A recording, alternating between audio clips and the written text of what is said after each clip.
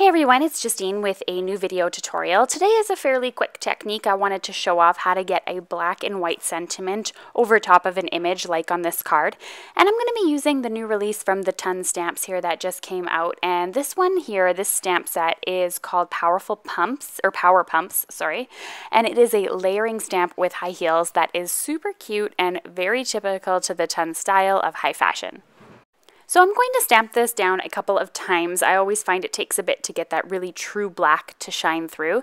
And I want to have that really true image, so I'm stamping it several times using VersaFine black Onyx ink. And now I have that really, really bold black color. And I wanted to create these with red underneath the shoes, since that's what you see so often on the red carpet. But I got to create the shine first, so I'm going to add this second layer here, and it's super easy to line up. I find the heel of the shoe itself lines up perfectly with the stamp that's already stamped down, so it's no issue lining them up. And I'm going to stamp this using a Twilight colored gray ink, just to show off that shine. The next step is to add the bottoms of the shoes. When I first saw this stamp, I thought to myself, what is this? And then I realized it was the bottom of the shoe. And I'm going to stamp this in a red color that I really like, and it's called Rockin Red. So that's just how you stamp out the shoe itself, and now I'm going to be moving on to the technique of how I got the sentiment to be white on top of the shoes and black in between. So I'm going to start off with some very normal stamping here. I am using one of the new sentiment stamps called Hustle and Grind that has a whole bunch of hustle style sentiments like rise and grind, dreams demand hustle, keep calm and hustle harder, hustle, rest, repeat. I really wish I could show full stamp sets on my videos again, but unfortunately due to piracy issues and things like that, I just have them linked below because I don't want anyone stealing the images and designs that these ladies have worked so hard on. Okay, so I'm going to go ahead, stamp that down normally. I'm going to just make sure it is all lined up properly.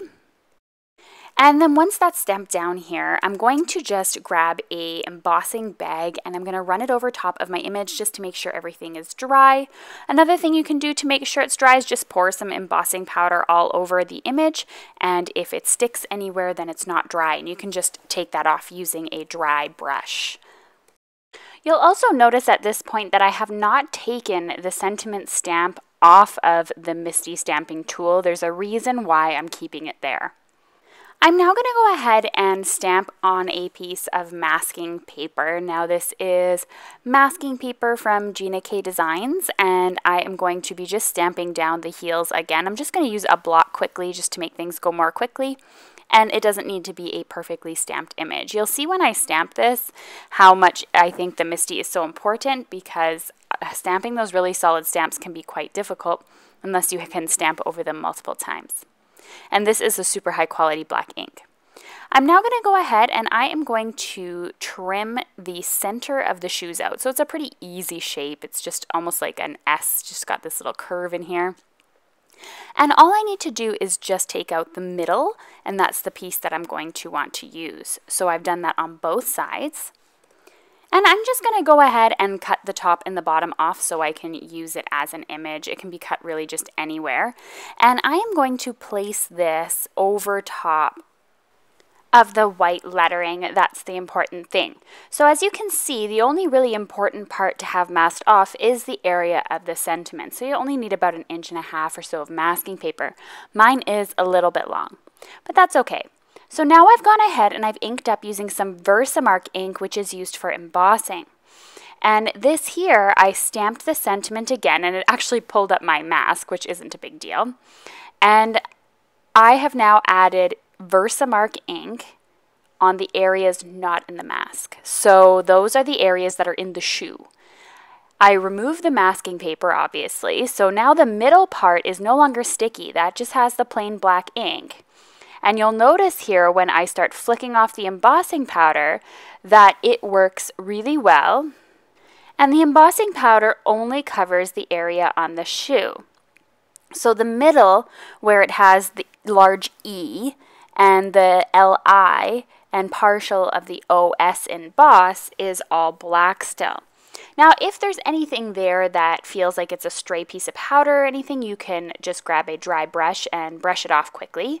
And I'm going to go ahead and do my heat embossing now. And you'll see that I now have this white sentiment with a black sentiment in the middle.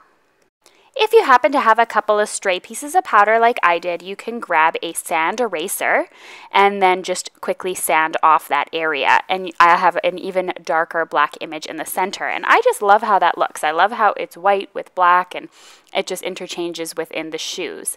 It's really, really neat.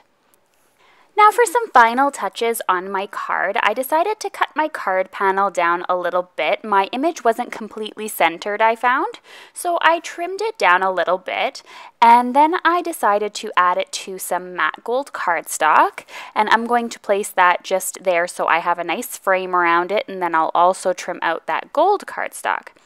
My card today measures A2 size, 4 1/4 by 5.5 inches, and I'm going to add that gold and stamped panel there to the front, and now I have about a 1/2 inch of a border or so around the entire edge, and I just love the way that that turned out.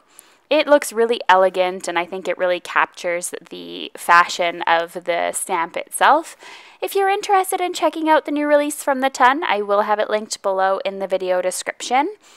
And as well as I have a suggested video here for you, and you're welcome to go ahead and subscribe to my channel. Thanks so much for watching, everyone. Bye-bye now.